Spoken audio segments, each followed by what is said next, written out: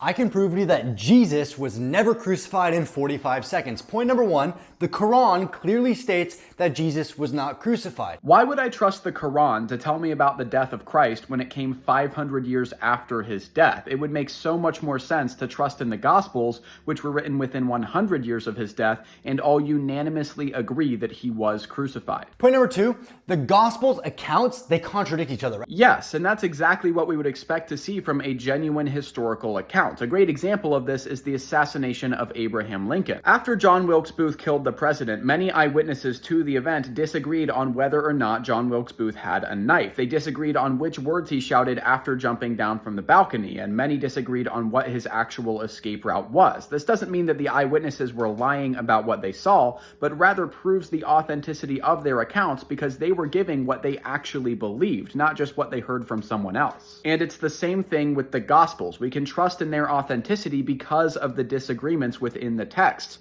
This shows that they were actual accounts given by people who believed in what they were writing. Part number three, none, and I mean this, none of the disciples saw the crucifixion, right? I think you mean crucifixion, and no, that's not true. John 19:26 through 27 explicitly says that John the Apostle was at the foot of the cross. And number four, early Christians back like way long ago, they disagree on if it happened or not.